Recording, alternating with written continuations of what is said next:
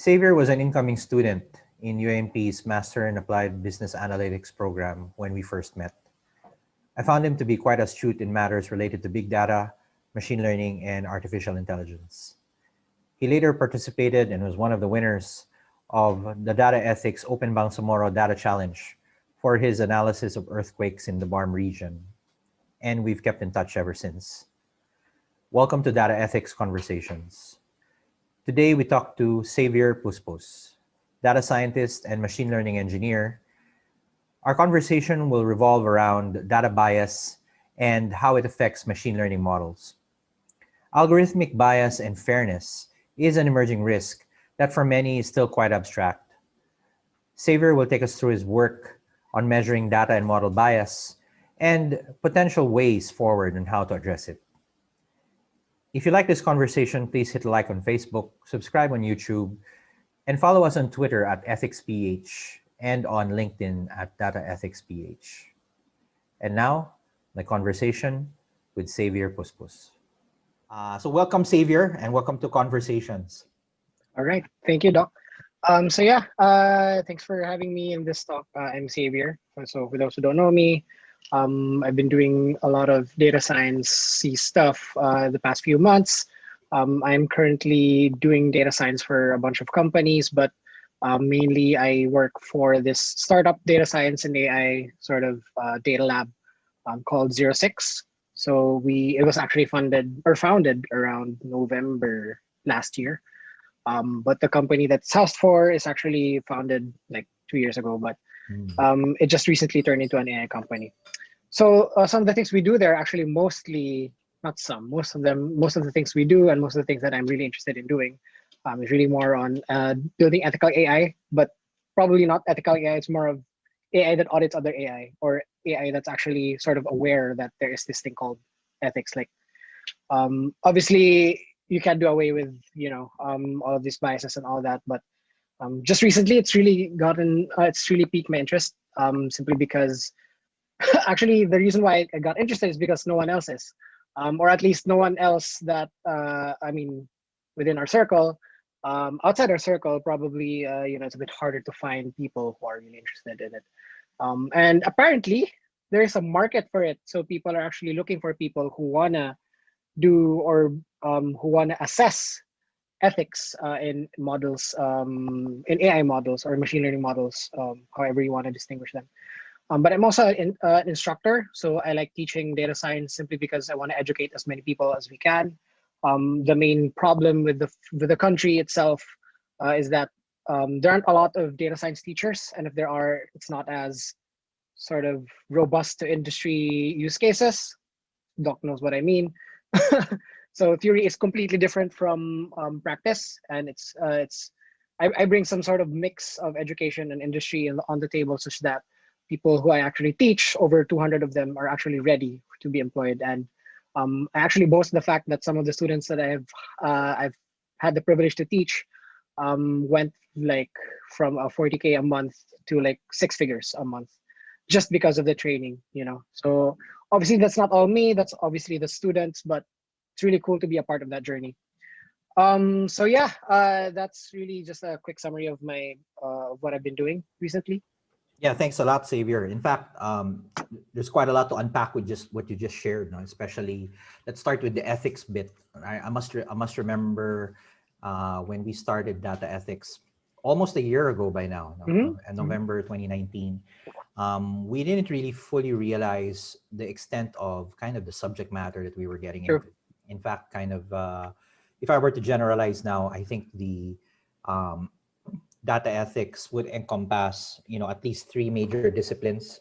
One area is the data handling, like the ethics of data handling, which covers things like privacy and security, anonymization, etc. And then another big one is research ethics, which we, if you recall, talked about a couple of podcasts back about how do you do research and basically data science in a way that doesn't mislead people or doesn't also mix puts value in peer review. But then even within the research and data handling part, doesn't cover what you just mentioned, which is the ethics of artificial intelligence, where you're building models and then potentially they can result in adverse outcomes for individuals. They Yeah, can be for sure. discriminated against. So it's really, it's diverging really, really quickly in the same manner that I really like, one thing I really like about talking to you, Xavier, is you're really not, you're really unabashed about your involvement in artificial intelligence, which is, I think, is kind of yet another subset of data science, or I'm not sure which is a subset of what. Yeah, Yeah, everyone else, I would say, to generalize, data science itself as a practice is still kind of in its infancy in the Philippines, much less artificial intelligence, which definitely. Yeah, involves, really, really advanced modeling. And in a way, it's kind of a mix of modeling and automation. I mean, yeah, I mean, we can probably spend another two podcasts talking about the fine lines between data science and AI definitely. and Yep. ML. No? Yeah. Anyway, yeah. So it's nice to be talking to you again. So what would you like to talk about in this episode? What would you like to share? Sure. So I guess I'm just gonna share my screen because there's a bunch of stuff that I want to talk about. It's not too much. It's a 20 slide presentation. But it's really, hold on, let me just share my screen. One of the main pain points of being a teacher, it's not really a pain point, is you gotta teach data science and you gotta teach data science through code. So there's really no way to go around that. But what's even harder is that how do you even measure bias, or how do you even probe, or how do you even explore biases in the data or in the models if you don't know how to code, right? So for this talk, I actually want to talk about a tool that actually visually probes biases in machine learning models without the need for code. So that's really interesting. But that means it broadens the audience of people who actually can probe other machine learning models, right? Or at least want to explore, want to learn what is bias, what is the difference between a data and a model bias, etc., and how do you even measure, how do you even fix for fairness. So yeah, there's this is just a set of Google trends. No, it's not data science. It's just a pull from Google of you know trends of people searching for keywords. So there's a lot of interest in machine learning lately. You don't even have to pull Google Trends for it, but I just wanted to compare sort of magnitudes of search terms between all of these four things that I'm going to be talking about in the first four slides. So there's a lot of interest in machine learning because if you see the job descriptions around LinkedIn and JobStreet, they're all looking for data scientists who have PhDs in machine learning just so they can build dashboards. So, but there's like really what 1/5 of that interest sort of in magnitude in Google Trends, just for interest in data ethics itself. So I'm that kind surprised. I'm that's surprised data ethics even appears. I mean, really. I mean, that's a good yeah. thing. That's true. Maybe that's me because I had to sort of prepare for this presentation. Um, but yeah, it's the same for data bias. At this point, I'm just searching for words that would probably be, keywords for this talk. But there's zero for machine learning model bias. And yes, there's a difference between data bias and model bias. It's a very easy Google. Please be that one person who actually searches for machine learning model bias, but I'll be talking about that later. And actually be talking about how to fix that. So it's pretty interesting. So data biases is like, you're collecting more of this gender versus that gender. You're collecting race in general if you're not allowed to, etc. When you're talking about insights, maybe you have some sort of confirmation bias, etc. So there's a lot of that stuff, and Doc can talk to you about that. But the point here is I'm going to be talking about this zero interest in machine learning model bias. But so what, right? So why do you even want to care? So why do we even want to measure machine learning model biases? Can I just stop at data and have like someone like Doc Lee get measure it for me, hire his agency, etc.? But I want to put a face to that issue. I have 5 use cases here, but it's just 5, and it could happen to anyone. So it's very easy to read through this slide. You don't have to read every text. There's a source here if you want to get a copy of it. It's open source, obviously. But this teacher actually was onboarded to a school a few months into the school year. She gets a lot of praise from principal, supervisor, etc. But whatever, who cares? An algorithm just fired her the next month. This is actually a really interesting algorithm because it's an algorithm called Impact. So it measures if the students of that teacher are actually making positive, strides in the classroom, and if the students aren't, then the teacher is gone. So you can check out what Impact really does, but the measurement counted for 50% of your annual appraisal, and obviously, if you fell short of the 50%, you're kind of fired, right? Actually, So there's just one. just about this, no, and Yeah, you might address this point later.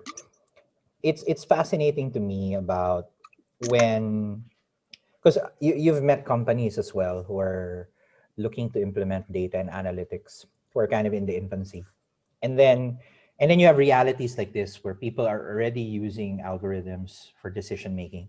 It seems like such a big kind of a cliff, no? Parang, either it's an exponential or let's not use that word.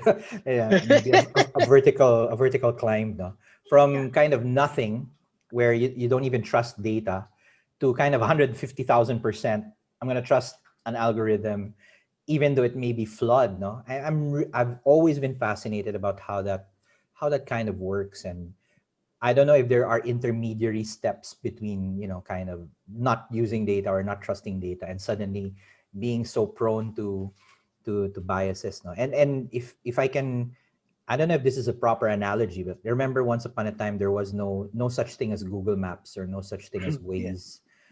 And I remember I used to keep a map like that, those little booklets, the city maps, right. in my car, and I wouldn't trust people's intuition about using kind of directions going from point A to point B, because I Mhm. had that map. And then now we have kind of a blind trust in terms of Waze. No, let's just trust Waze, even though it seems to be leading us in circles. So I didn't even feel for myself an intermediary step where I was kind of half using Waze and half using the map. I just went from totally analog to 100% digital, even though the app might be flawed. No, I Yeah, don't know. I just always found that interesting. And I wonder though, uh, well, as you share more of these use cases, what I'm always wondering why that's the case, no? Or if it is really yeah, the case, or if it's just yeah. me, no? So that's a really interesting sort of comment for this. I actually have two things to say about that. So the first one is this is actually implemented throughout the schools, sort of the educational system of the U.S. So this was an issue under the Obama administration. Obviously, that's not an attack to him, but rather it's always been a long-standing issue for the educational system anywhere, actually. But what's really interesting is that it's an issue at a developed country, where you'd think people would think more, but I don't know. I wouldn't know. I don't live there. But like it's an entire educational system. That's like one of the biggest, what heavily funded systems that the government could fund, right? And then still you still have algorithm that mistakenly fires people, and these are lives, right? And when you're firing teachers, that's like an entire generation that you've left hanging, especially a good one. So and then the second one that I really want to talk about is, so this algorithm apparently was very subtly mentioned, or this type of algorithm was subtly mentioned in this movie on Netflix called like Bad Teacher. People who are 18 and below can't watch it, but like they talk about it nonchalantly, like it's nothing. Like, hey, an algorithm can actually dictate that you get $5,000 bonus or something just because your students excel. So like, what? So that's the other side. If you're succeeding really, if you're succeeding in your job and teaching, then they reward you with money, but it's still a system, still an algorithm that does that for you. And if it's being talked about in a Netflix show, then how rampant can it get, right? So what's more surprising about all of this is like the next use cases are actually gigantic industries in themselves. So like the next one is healthcare. Like imagine not getting healthcare just because an algorithm says you're not worth it. you know so I used to work for an insurance company before, and yes, this is a thing. Like if you put yourself in an objective perspective, and if you really want to give insurance to people who are worth it, do you really want to give insurance to people who are like they're gonna die anyway? Or like I'm just talking objectively. I don't support that mentality, but apparently somebody does, because like an algorithm just kicked this woman's healthcare out the window, and can't pay um for her hospital costs. And as you can see, she's not in the best state of health, right? And you can read more about it. I'm not gonna dwell into this. I'm just putting faces in this issue because apparently none of us is searching for it. The third one is machines taught by photos learn a sexist view of women. This is very easy to do. Just simply feed more stuff towards being sexist, right? So like it's very easy. Just pick more photos. But to take a step back, there's like a huge reason why a lot of the computer vision models, like for example, CelebGAN, which is a GAN created from celebrities' faces. They all turn out white, or maybe the guys are actually fixing it to turn out black faces rather than white faces. But they have to deliberately do that to fix for bias, simply because even the cameras before, right, are really poor in lighting and poor in receiving information, and so it's really hard to pick up faces that are darker instead of whiter. So like in history, even history of faces, of images is biased in general, right? So the next step there is how do you fix that in the model side? Because if you can't fix an entire thousands of years of history or hundreds of years of history of picture taking, then you might as well fix the model itself, right? So I'm going to show just a few examples of that, even for faces. That's a great point. Just to interject here, I Yeah. remember I was in a conversation with basically it was a capstone panel, and I think one common, I wouldn't say flaw, but I think one common habit we have when we when we assess models is we're also used to looking at it in terms of its ability to discriminate towards a target variable. No? Like we know a good model is something that has high precision, high recall, or high accuracy, high R squared. That's always with respect to kind of the target, the classification target, the Y. Exactly. But with very little respect to kind of the X values, no? The independent variables that got you to that Y. And the issues we're seeing now aren't necessarily related to the Y, they're related to the X, no? So for example, let's say these computer vision models, they're very, very good at being like accurately predicting kind of a celebrity's face or simulating, this is the average woman or the average man. So it's always with respect to kind of the target. But the issue is because the original training data was, disbalanced, or, it doesn't have fair and equal representation for all classes. Now you're getting really wonky results. No? And sometimes, I don't know, hopefully you have a point perspective on this. By making sure your X classes are balanced, that might actually end up being detrimental to the predictive value of of that model. And so we're not used to thinking that way, no? Parang we're always looking at optimizing, even yung in machine learning, when you do your cost functions, your gradient descent. Yes. You're always predicting error in predicting Y. Puro ganun. It's not really you don't really care about X, or even the usual bag of tricks, like oversampling, undersampling, smote. Agree. These are all ways of correcting for disbalanced Y without caring about what happens to the X. No? And exactly. and that's where the ethics comes in. No? And it's interesting. I wasn't able to mention this when you talked about the insurance case.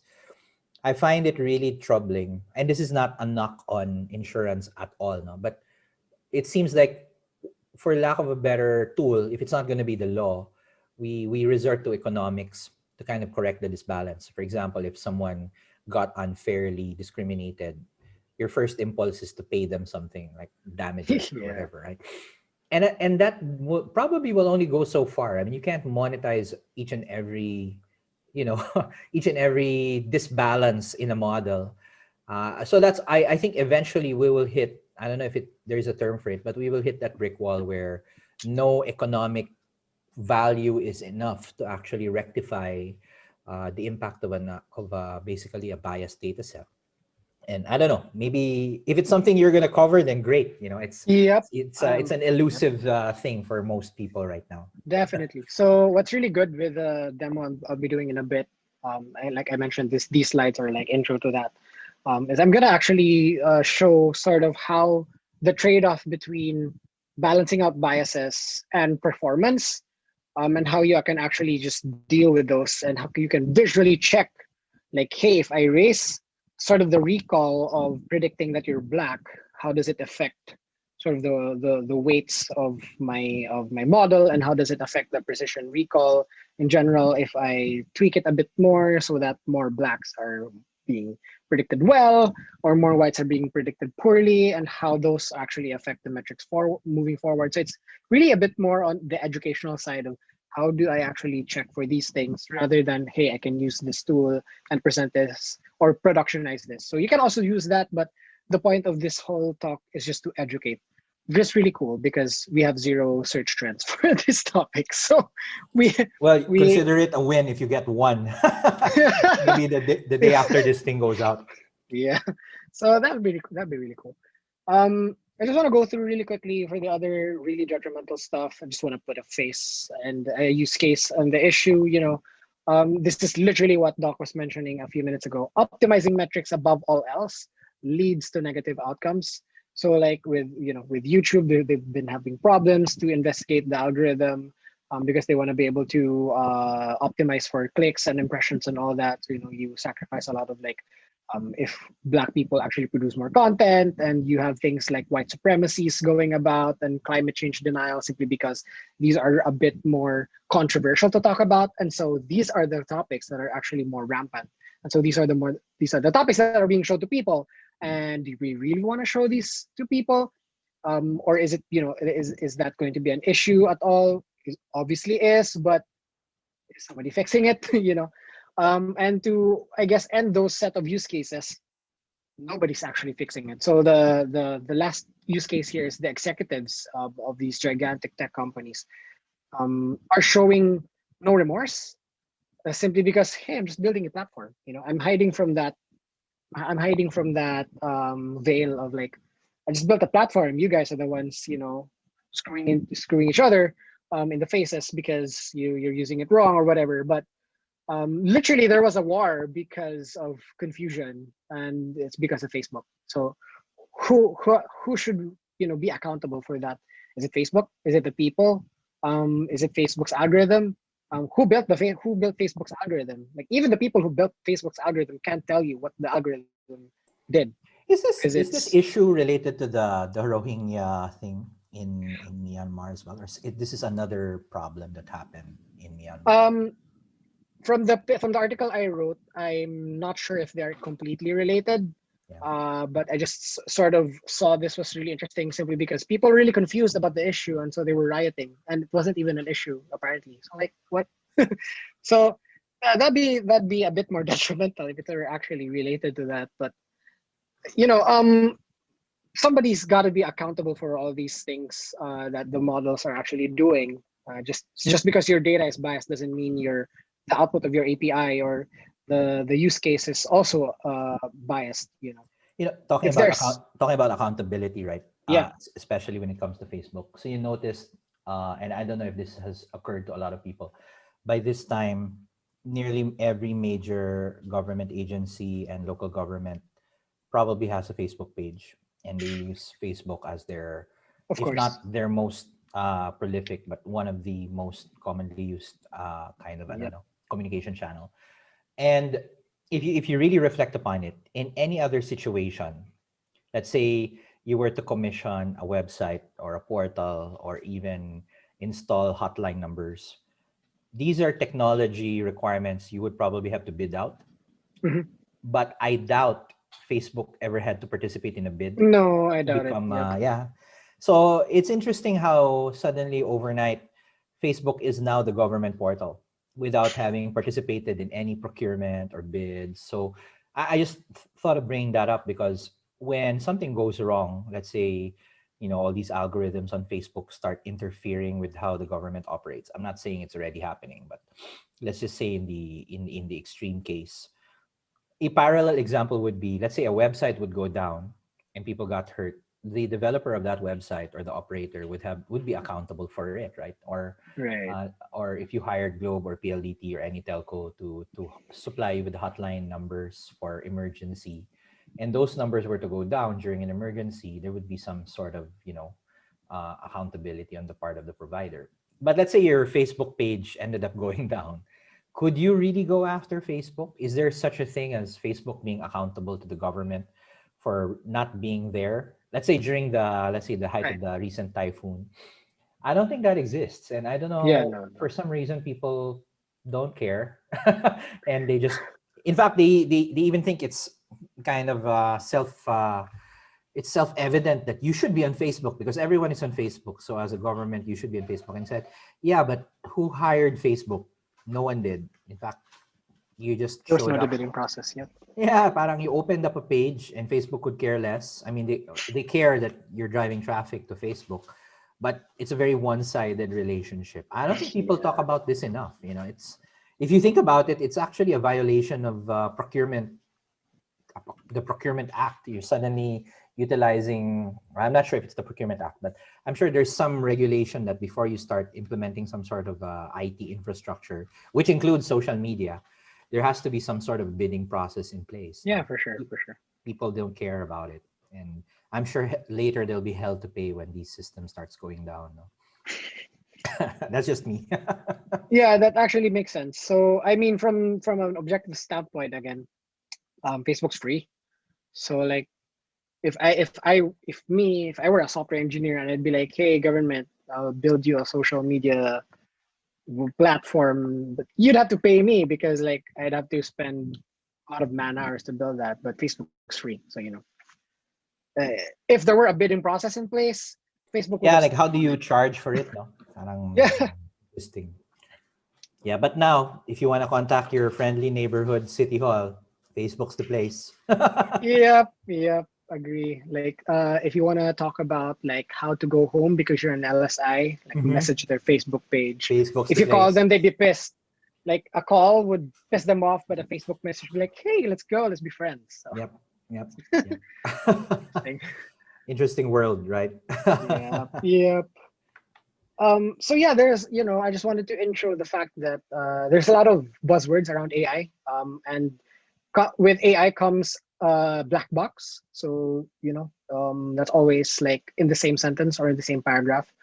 So there's a growing need for explainable AI simply because there's a lot of models out there that you really just want to ask, why did you like not grant me a loan? Or that's like the most basic form of an AI because default credit default or credit scoring has been around since time immemorial. But like, for example, let's go above that. Let's say, hey, why did you fire me? I was a really good teacher. How could the model actually answer you? Or does the person who built the model answer you? Does the person who built the model actually know? There's a growing need for that, especially for probing data and model biases. But hold on, what's really stopping us from uh, hold on, sorry, why is this moving? There you go. Yeah, just a minor point, no?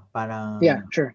and I don't even know if this is still a thing, but I remember some people, you might even know them, were kind of contesting the concept of a black box on the Hmm. basis of, well, all of these AI models, these deep learning neural network models, are actually quite transparent, no? In terms of how the math works. And I've always wondered why it wasn't obvious to some of them that that's not really what black box means. It's all about black box. What people mean about black box is the interpretability of the kind Yep. of factors now that lead to the prediction. I don't know if people still make that, I wouldn't say mistake, but kind of confuse the two. I mean, yeah, I mean the math behind, uh, you know, uh, neural networks, deep learning networks, GANs, it's all there. You know, you can research it, get it from the papers. Agree.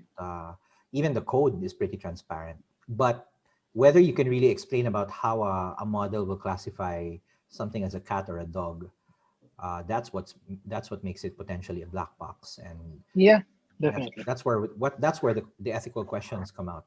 A lot of the things, like even in the legal system, it's really hard to come to a conclusion on a case without kind of the without evidence, no, quote unquote legal evidence. And a lot of it is based on expert testimony, witness testimony, explaining what happened, and that's how you Yep. establish probable cause and all this stuff. But in a model, how do you establish probable cause if it's an algorithm, no, that Yeah, exactly. calculates it. No? Interesting concept. Yeah. Anyway, go ahead. So Sorry. yeah, no worries. Actually, to that point, the main thing that's stopping people from actually even going to data science in general, let's start with that, is code. A lot of people don't know how to code, right? And in order for you to be able to learn how to measure machine learning model biases, you first need to at least understand how they work. And in order to do that, and in order to progress into actually measuring sort of the bias within these models, and yes, you understand the math and all that, but like if you don't understand the code, then I could build an if else and it would still pass under your nose. There's still a need for you to know how to code. So what can I do? What can somebody who doesn't know how to code but still just wants to be that police, that hero who tries to measure all of these biases and tries to fix them? There's actually this really cool tool built by the really smart guys at Google, who we've been trying to diss in the past few slides, or at least one of the people, one of the companies who we want to take account to be accountable for these models. So I just want to do a quick run through of what if tool, how it looks like. So it's a GUI, it's not code, obviously. We've been talking about no code since like 10 minutes ago. So yeah, it looks like this. So it shows your data in a plot. Even if it's like multidimensional, you choose which two axes or which two features you want to plot it, and you want to obviously color based off of a label, for example. So you're actually able to view and edit data points and see what happens. I'm just gonna show you in a bit. You can also take a look at counterfactuals, which means basically if I were churned, or if I were no, if I were denied loan, what can I do in order for me to be approved of a loan? So it actually shows you what you can do. That's really interesting, right? Because you're actually asking the model now, asking or probing. See what I did there? Probing the model. What can I do in order for me to have my loan, because I really need it, because my students, oh no, sorry, my children are like going off to school or something. You can analyze partial dependence plots. You'll see what those means later. You can do very easy EDA at a glance, no code, obviously. Here's where the really cooler stuff go. Like, for example, how do we analyze model performance as a sort of a, what do you call that? Like a counterbalance for fixing bias. So, and then we obviously probe for model fairness, and how do we fix for fairness for different sets of fairness strategies. So I'm just gonna stop sharing for a bit, and hopefully this works. This is how it looks like. You can actually go to pair-code.github.io to check it out. But just want to show how it looks like. And again, my machine's probably dying in a bit. But So this thing's what running on the site or your local host? so this the demo itself. So like I mentioned, and my laptop's gonna die if I don't host this Mm-hmm. online. This thing is hosted by Google just for a Okay. demo, but you can actually host it yourself using your own data. So we've done it, and it's really easy. Just follow the steps in the GitHub of Pair. You might need help from an actual data scientist to set it up, but afterwards, the analysis part, you can just pass it off to someone who is actually interested in knowing. So I just want to first give an intro on what the data set actually is, maybe for those who are veterans in building toy models or doing Kaggle stuff. Is this data set is a two binary classification data set for predicting salary of over $50,000, I think, annually. This is the data set from UCI, or the UCI machine learning data set, basically the data set for noobs, or the data set for people who are trying to be data scientists. So, just to show you a bunch of the features here, it shows you age, capital gain, education, hours per week, marital status, native country, occupation, over 50,000, the label, race, relationship, sex, work class. So at first glance, if you're actually really, really antsy about bias, you can already see a lot of these features which are potentially, sources of bias. Like, for example, race, which is our favorite topic for trying to fix for fairness, right? We've been fighting for it since time immemorial. Another is gender, or in this case, it's actually named sex. Maybe education. I don't know.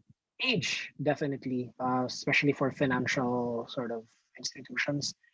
So yeah, let's dive into it. So this view again is just very easy. You just click on each of these dots, and it shows you, okay, so a blue one would probably be like my salary is less than 50,000. A red one would be like a salary of more than 50,000. So what are the differences, for example?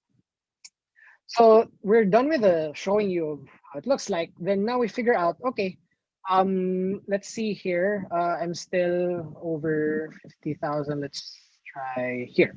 So for example, uh, I see this person who has at age 41, capital gain of 15,000, associate, whatever ACDM means, and then married with spouse, comes from the United States, occupation is in craft. Yes, gets $50,000 a year or more than that, is a husband and is male. So how do I actually find my counterfactual? So my counterpart. So just click on the thing if it allows me to click. And then there you go. It actually shows you like its closest example. So if you see here, the label is indeed still one, but the model is actually already predicting it to be zero. So that means it actually made a mistake for this prediction. But we see the bias in the model. So it doesn't have to be like the right prediction, just has to be the wrong in the wrong time. So meaning So you're so actually so, biased. so just to clarify, the colors here, that's the target variable. You're trying to Yeah. predict people's Yeah. income, no? And then So the prediction, yes, not the actual label, just the prediction. correct. So And what this counterfactual is doing is looking for two similar cases where the predictions are completely opposite, but their features are very, very similar. yes, yes. And for those features that aren't, what are those that are actually like different? So for example, here, the ones highlighted in green are the more sort of different, maybe. So like the age isn't really like 43 and 41. That's not too much. Associate ACDM, I don't know how that's different from some college, but some college probably as a label is not that, not really a highly educated person, I would guess. So maybe the model was like, no, you should be getting lower. It's already discriminating for profession. So, if you're farming, you're actually labeled as zero. So that's really interesting to me. There's a race here. I would really want to find a counterfactual where it actually shows you a different sort of race, but let's try and see if we can find one. So let's see here. There's going to be like a more manual sort of Can you sorting can you like through. manually toggle the feature and see what happens? Yes, you can actually do that. So if you turn off first the nearest counterfactual, and then maybe, I don't know if this works, and then hit predict, then it gives you like a few runs in the model to see which ones label it as. So Uh, you just change white to black and suddenly you're on the bottom of that bottom of that yes. column. Wow, amazing. So that's really cool. It's still kind of running, but you already see the point. Yes, my laptop is indeed slowing down, but the point is, there is a tool that you can actually use to play around with and see sort of how biases are actually appearing. So that's one. That's really cool. Sure, we can show it through plots, but then you can also check out like, if you're a really interested party in data science, and you can check out sort of how certain features affect like performances or the dependence between one feature against another, or one feature against inference score. So like the higher your age, how does it affect your score? So the higher your score, meaning if you're above 50%, you're going to be labeled as above, you know how machine learning models work. If you're above some certain threshold, you can set that as a data scientist, but for this one, it's 50%. So if you're set as a higher one, you're predicted as over 50. If you're below 50%, then you're predicted as less than 50,000 of income. Same with capital gain. It really works for those with actual values. So let's say for categorical, let's say if it works, So again, this is all live. So for example, blue here is above 50K. Orange here is, sorry, should be less than 50K. But it's being predicted as more than. But yeah, I mean, you see the point. There's a disparity in labels between like all of the races that you actually have in your data set. So it's black, white, Asian, and American, Indo, Eskimo, whatever.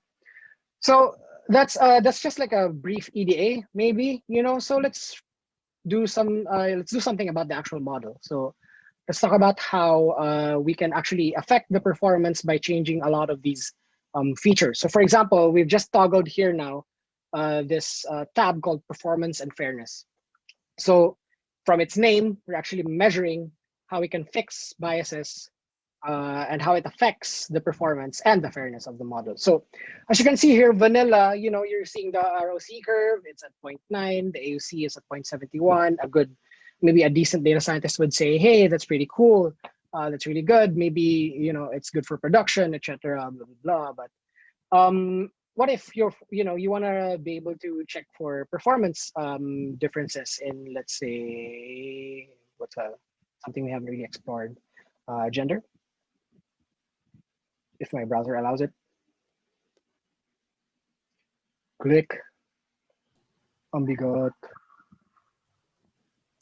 So anyway, while that's loading, I think one thing to reflect on this, it's always been a classic. I think it's always been a classical problem, even in traditional statistical modeling.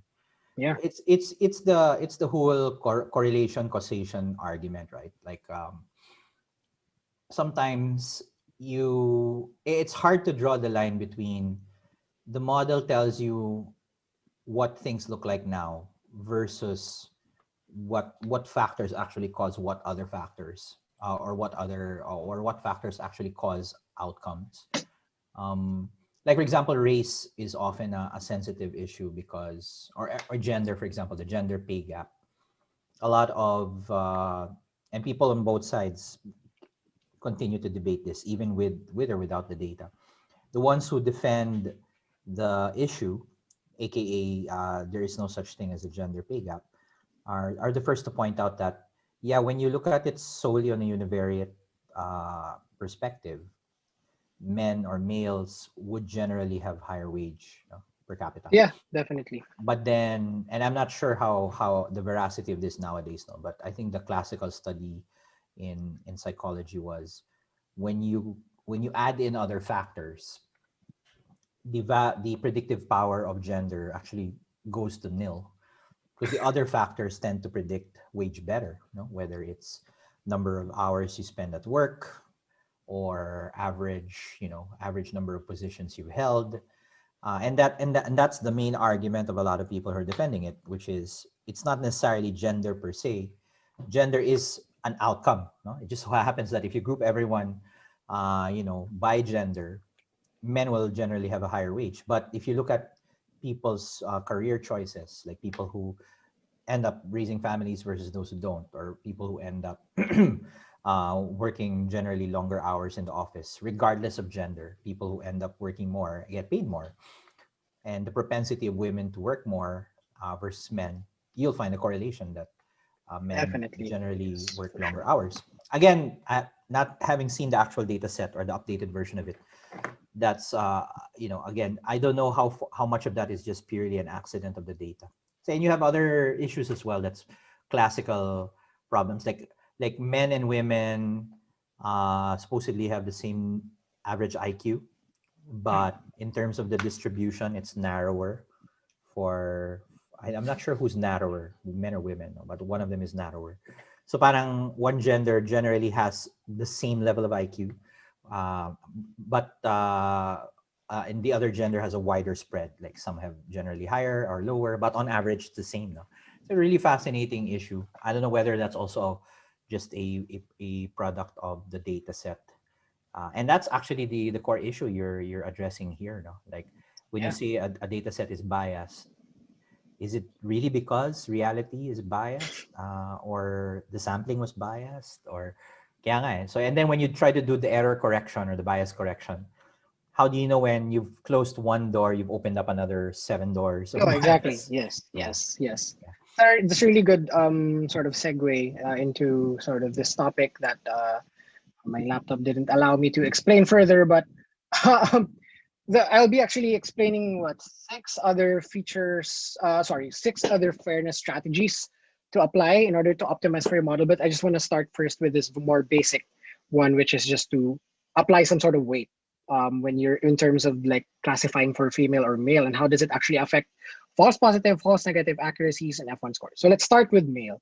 So there are two models here just to give you a comparison of, for example, if we were to just maintain at 0.5, a balance between the two, these are the accuracies. So 81.1, 82.3 for the two models. Just they're same models. They just have a different random seed, etc. And then let's say you overweight the other one, and okay, you've reduced your false positive to zero point 0.9, your false negative to 18.3, etc., and your F1 score to 0.52.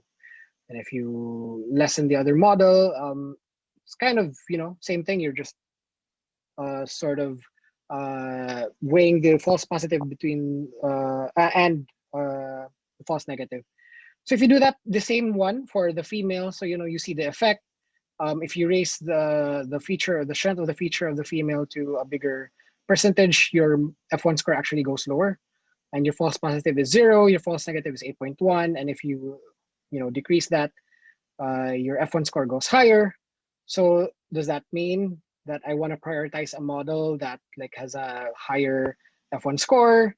So do I weigh female coefficients, or the coefficient that actually dictates the female variable in your model lower than maybe a male, just so my F1 score is higher? So do I want to do that? Is that really a business decision I can come up with and I can sleep at night, for example? So that's one of the things you can fix. So that's called a custom threshold. So I just want to give you an example, run through of how it looks. It looked like you were basically just doing a custom, measure, sort of moving the threshold of that weight. Um, so another sort of a few other options you can do is like a single threshold. So if you click on the toggle, what's really interesting is it has sort of these identifiers that actually tell you what these mean. So optimize a single threshold for all data points based on the specified cost ratio. So cost ratio is the cost of false positive versus false negative, obviously. So if you click on one of these toggles, it actually fixes it for you with a bit more, maybe a balanced F1, but you sacrifice the accuracy of predicting male versus predicting female.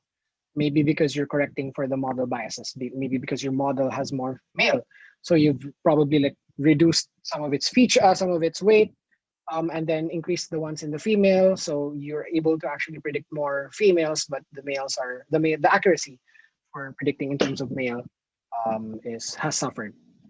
That's one thing you can do. Another is demographic parity. So if you click, you can actually see the features change.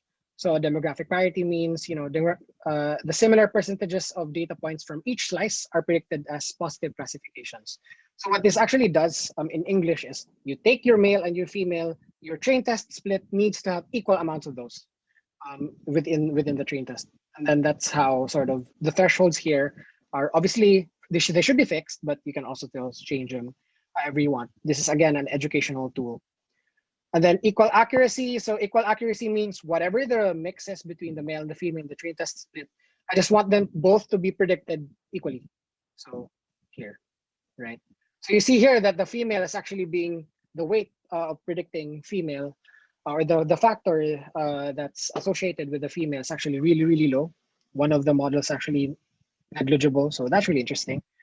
Does that mean that the contribution of the male factor should be higher so that the model is balanced in predicting for both? Like, what does that mean? Does that mean that my data set is indeed intrinsically biased and I can't do anything about it because it's economics and males are actually just dominating the market? Do I want to give out that information? Do I want people to think that my company is actually thinking that, and lastly is group threshold. So optimize a separate threshold for each slice based on the specified cost ratio. So it actually is trying to just be really good at predicting for either female or for male. So some of these strategies are a bit more ambiguous, but you can actually be more have more interesting insights if you change your slice to like white, black, Asian, others Indian, Eskimo. So if you take a look at something that's really cool, or what I really like, which is like the demographic parity, it just kind of sorry, should be demographic parity. Actually, this brought up another interesting concept, which is when you talk to advocates of equality, right? Uh, so human rights. Mm-hmm. There's a subtle difference between equality of outcome, which I think is what a lot of people are clamoring for. Let's say in the gender pay gap, men and women should be paid equally, versus equality of opportunity, which is, I think, what more, I would say, conservative views are, where we don't deprive people the opportunity to earn more money. They're equally available to men and women. Now, what eventually does occur, from this camp, is it's the decisions that people make given the equal Definitely. opportunity that Yep. result in the disparity of outcomes. And I think both have a point at some point, because if you rely purely on market forces for this, then you result in really weird outcomes. Like it's the exact reason why under our current setup, you have 1% of billionaires owning most of everything in the world. Yeah, Uh, definitely. Yep. so equality of opportunity for sure, but definitely not equality of outcome was the result. And again, it's kind of it's tricky. There's no exact rule. Like for example, one of the options here is you're talking about demographic parity, and the point here is you want equal representation as much as you can, no? Between all class distinctions, whether gender or race. So let's say if the optimization outcome is accuracy, you want your model to predict the outcome variable as accurately as possible, and you ended up tweaking the demographic attributes to maximize that accuracy. So let's say, going back to the simpler example, if to result in a higher accuracy, we ended up overweighting females Mhm. and underweighting males, because that was causing the biggest area of discrepancy. But then now the distribution of your current data set is completely at odds with kind of the external, the reality out there. Like let's say people applying for a loan, and in reality, let's say 70% of applicants are really men. But because of your tweaks, you ended up training a model on 80% women so that you achieve the parity you were looking Equal for. accuracy. Yep. Did you actually, in effect, doom the model? Because the model would by nature be exposed to more men than women, because that's precisely the market for let's say a loan, no? And at some point there's maybe a loan is not such a good example, because in a way it's not something that intrinsically, not everyone intrinsically deserves to borrow money. But let's say it's something more open, like applying for a passport. Okay. This classic facial recognition issue. And then as a result, some people are unable to apply for a passport, and everyone has the right to actually apply for a passport, only because somebody tweaked the algorithm to make it more fair, at least on the outcome, but not necessarily on the distribution. I think that's where it can get really muddled. No, so for example, I don't know for myself which optimization strategy actually makes sense from an ethics perspective.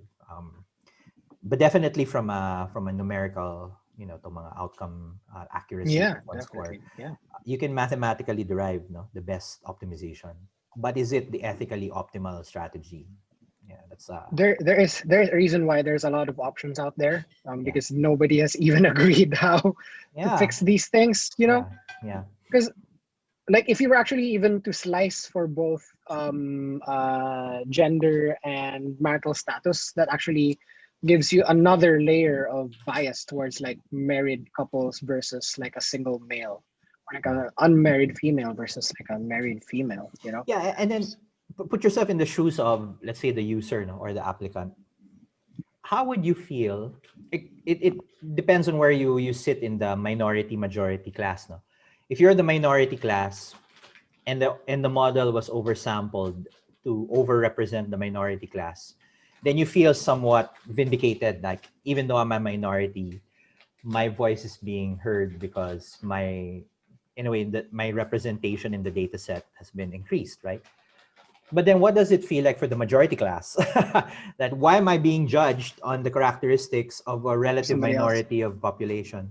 Uh, so where does the equity come in, right? Like why am I being judged on the basis of like 5% of the population? Why don't they discount like the majority, right?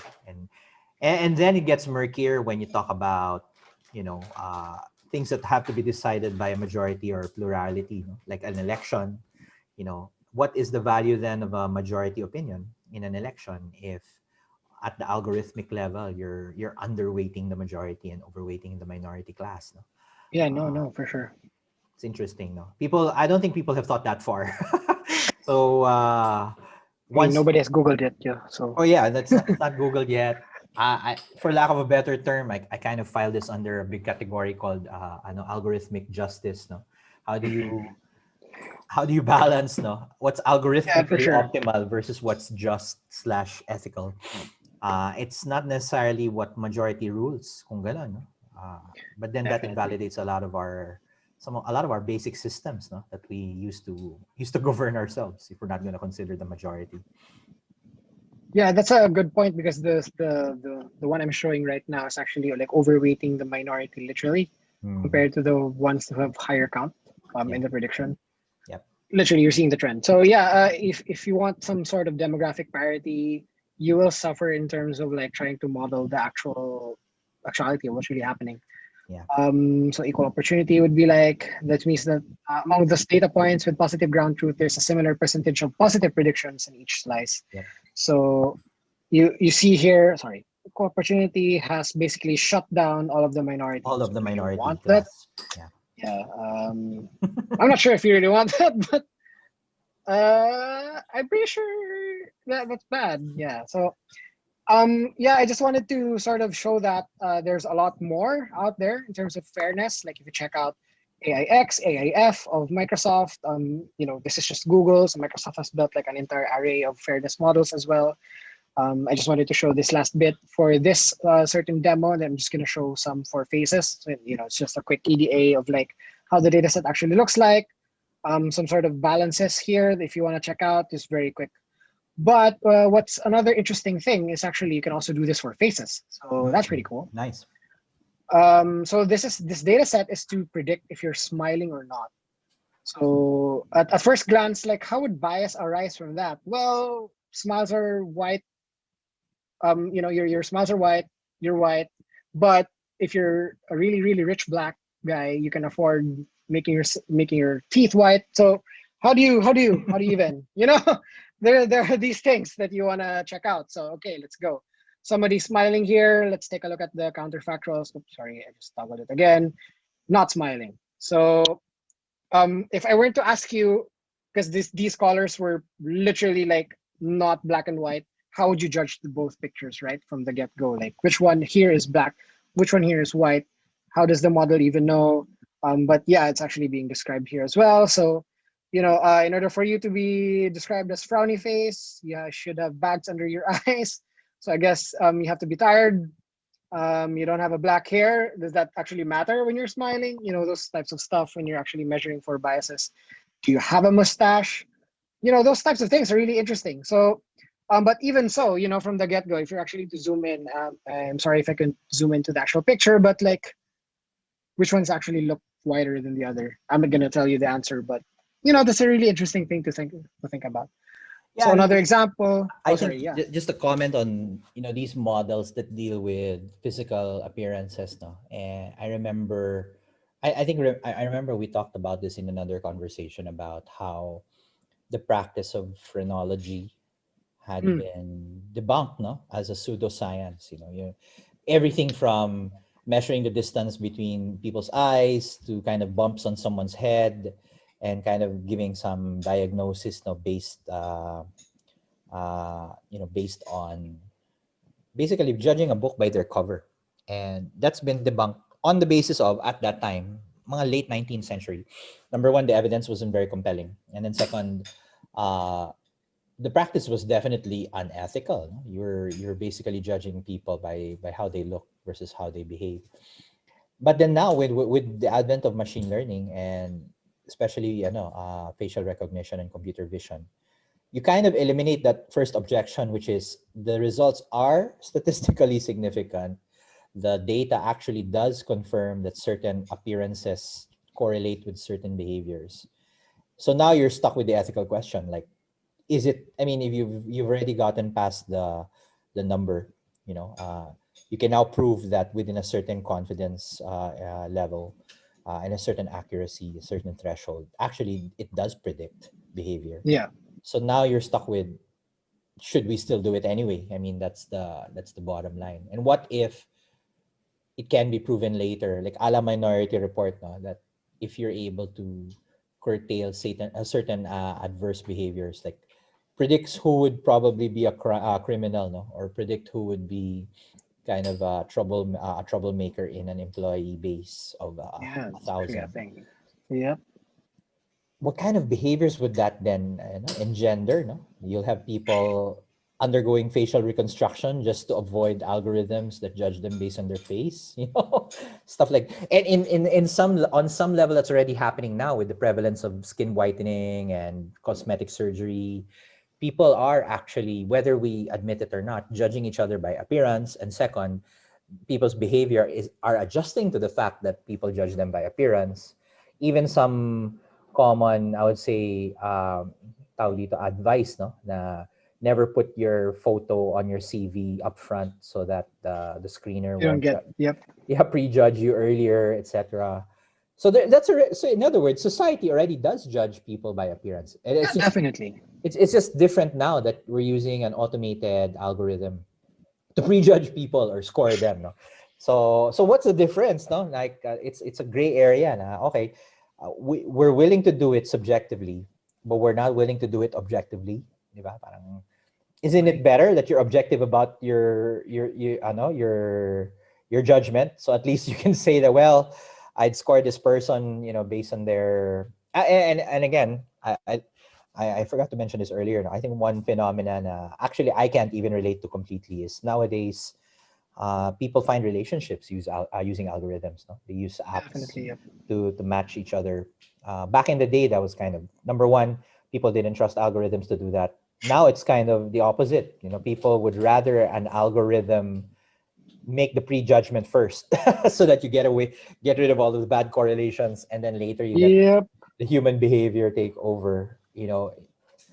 I don't know how far that's going to go in terms of rewriting how society organizes itself now. And now what you're showing here is basically the numbers behind all that decision making. Yeah, definitely. Yep. It's bizarre. So Anyway, continue. yeah, no, yeah, that's really cool insight. So I just wanted to sort of find another counterfactual that's a bit more obvious in terms of like what are the differences between these pictures. So one is obviously a brighter picture. I'm not gonna say what complexion that is, and the other one is a bit darker picture, but I'm not gonna say what complexion that would be or what you assume that would be. But it's really interesting how the model is actually able to predict those. I just want to end this demo by saying that you can actually do this with live pictures. So I'm just gonna put in mine. Obviously, I don't know if it works. It might be too heavy. Oh, it works. And then predict. Okay, why am I being predicted as So not are you smiling? smiling? It's predicting me as not smiling. What? But I'm smiling. Is it because I'm dark? The heck. It's because smiling is racist. So it's predicting me as not smiling. Obviously, I'm below here. I'm also being predicted by the table here. Score of 90% not smiling. Maybe let's find a Maybe you should. counterfactual. Can you zoom in? Maybe it's because your head's a bit Maybe, small. maybe. I don't know. Does this work? Or maybe because it's really pixelated. I don't know. But it did find a counterfactual, and I guess uh, I do have eyeglasses here. Maybe it's a picture qualities type of thing, but mouth slightly open, mouth isn't. Not narrow eyes. Don't be racist, man. Just kidding. Yeah, the beard was a prominent feature, but yeah, it's a really interesting tool. All in all, I just want to wrap it up by saying it's a really cool tool. It's not just interesting. Like you upload a picture, maybe you can do it another time with a Another example of maybe like a grad picture. Why don't you try that? Yeah, maybe this works. So It's it pretty says here obvious. you're still she's I'm still still not not smiling. smiling. What? Let's take a look at the. Oh, what, Ellen? So, my nearest counterfactual is Ellen, so that's pretty interesting. So I don't know. I don't have a bangs. I'm not blonde. High cheekbones, not male. You kidding me? Oval face, and then wearing lipstick. So those are the factors apparently that are predictive of someone smiling, and I don't have those. I'm not blonde. I don't have a bang, set of bangs, whatever.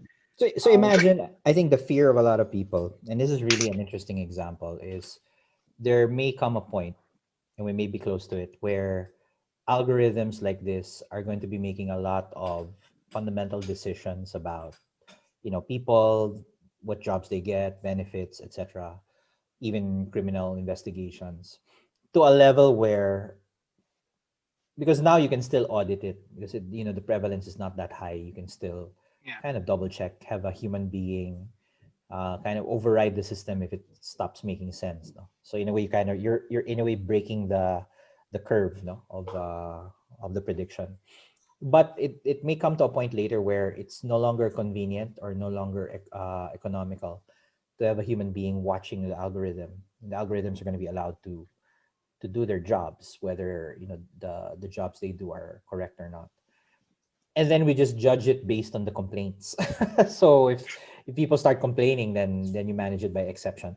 And in a way, it's kind of the same as a lot of IT and telecoms infrastructure. For sure, our telecoms network is not perfect, but rather than proactively sniffing out where the kinks are and fixing them, I think most tech support functions the same way. You just wait for someone to react, and if someone reacts, then you fix it by exception. It's going to be scary when this kind of process is already all over the place, and you fix it by exception. No? How do you know whether something is just, no, or fair? It's going to be really, really tough, especially if, I mean, smiling is benign enough. Like, what if the decision point is between, did this person commit manslaughter or murder? And then you look at CCTV evidence based on, I don't know, the way they held the knife, and the algorithm makes a decision of a 99% manslaughter versus 1% murder. And that can mean the difference between someone spending lifetime in jail or 20 years in jail or whatever, right? I think that's the big fear. Like, how, to what extent? In the same way, we don't double check if Waze is doing the right job. We just follow directions. Turn left here, turn right there. Or Yeah, the complain best out. thing. Wala na, diba? You just follow it blindly. Yeah. Yeah, it's tough. Okay. Well, Yeah, thanks but for anyway, that. So, where are you going with this? I mean, is this kind of your new kind of direction? I mean, it's very unique. I'm very happy that there's at least one of you, one person out there who's looking out after model fairness. I mean, it's definitely no one's searching for it, so it's a new field. Even within data ethics, it's kind of it's a new thing. So, what's your take on this?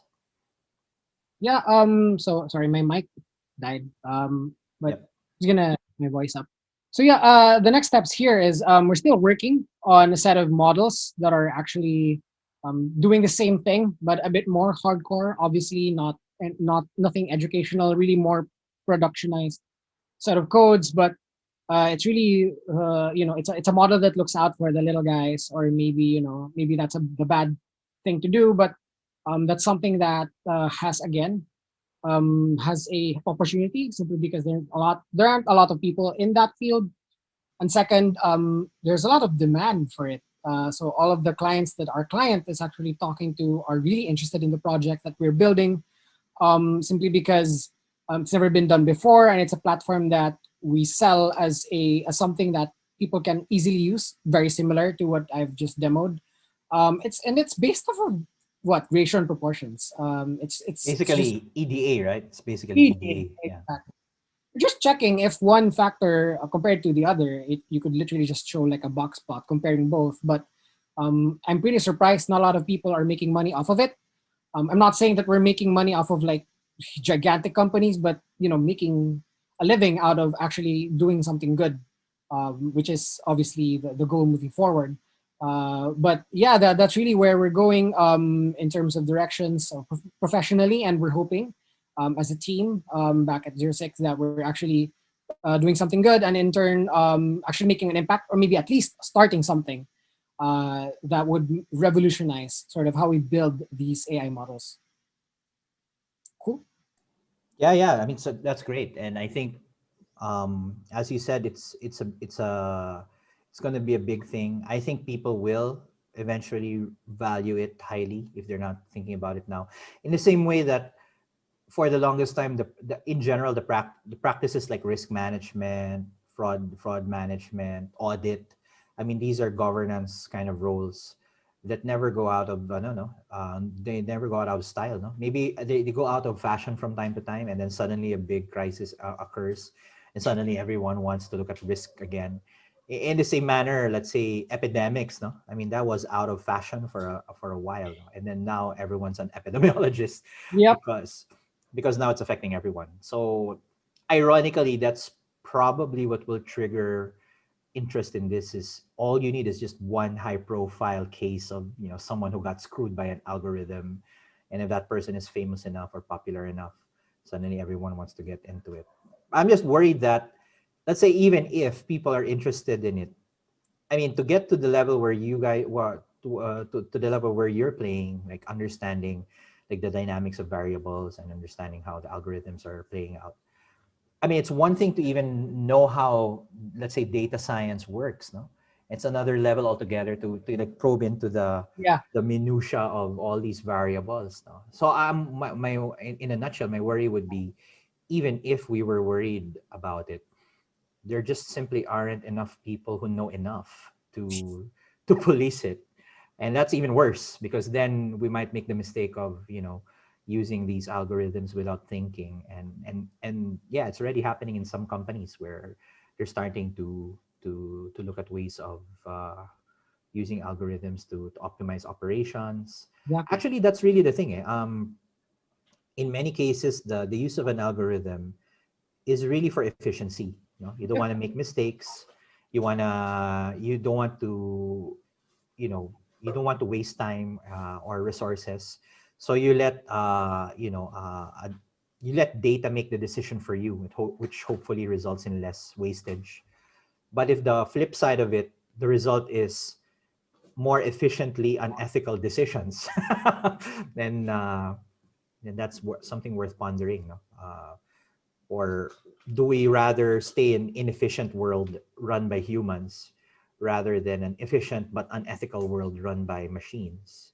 I don't know if they're similar to that whole vertical, or hockey stick. Before there was nothing, and suddenly everyone's relying on these things. Yeah. I'm worried if it's going to happen that way. Yeah, definitely. There's gonna be some sort of version of that in the future. Like it basically, it's similar to data privacy. Like I'm seeing a lot of data privacy officers being sort of, I mean, people looking for them in LinkedIn or JobStreet. Uh, Back then, people weren't caring if data was just like in a USB stick, lying around in my office. And then like this year or last year or whenever that boom started, people are looking for people who can secure those USB sticks for them, simply because people are actually caring for them. Like there's a lot of sort of AI models going out there, like maybe self-driving cars, etc. And so there are going to be a lot, for example, in that use case, there are going to be a lot of legal cases, legal battles against like this car couldn't identify like a really, really, really dark person. Doesn't have to be the skin, could be just like entirely super dark, and like the pixels couldn't just pick up because 0 to 255, you have zeros, you have 255. You can just have all 255, right? So how do you even police for that? How do you even start, right? So you start by like being able to explain the model, and then maybe from there, how do you move forward? So you maybe, who do you point to, who's accountable for those types of stuff, and maybe like some sort of fairness officer or something would need to be in place in order for, I don't know, for Tesla to defend themselves, or maybe for some legal case to move forward. There has to be some knowledge on that. And also, yeah, to going back to your point in education, that's kind of the reason why I haven't stopped teaching, even when people are stopping me from teaching, or maybe if people are trying to stop me from teaching. simply because there's a lot of need out there for education. And apparently, even with the advent of like having to being able to Google everything you need, people still need that. You still need teachers, yeah, for sure. Yeah, yeah. I mean, that we always need teachers. Like we can Google, I can Google how to build a freaking Docker, a Docker file, but I still need someone to teach me how to sysadd. I still need someone to teach me how do I even upload this to an AWS? Do I upload this as an S3? Do I upload this as an ECS? Whatever, that's the same for data science because like people can Google how to build decision trees, but then how do you actually make money out of it? What's the lifetime value of the people I fed into it? Who would hurt if the customers would churn? And does that decision tree actually tell you those things? So that's not. Or maybe on a more cynical note, we just haven't invented algorithm good enough to teach us. Yeah, So haven't yeah. yet. Definitely. So yeah, those are my 2 cents. And that stems from, for example, the Philippines. The education and the industry is really very disjoint. That's obviously the reason why AAP is pushing for that, and you are a part of that. But like, there is a need to meld those two things because there aren't a lot of biases when it comes to like theory because you can just fix the weights. But in the industry, nobody cares. I just want my revenue. I just want my profit.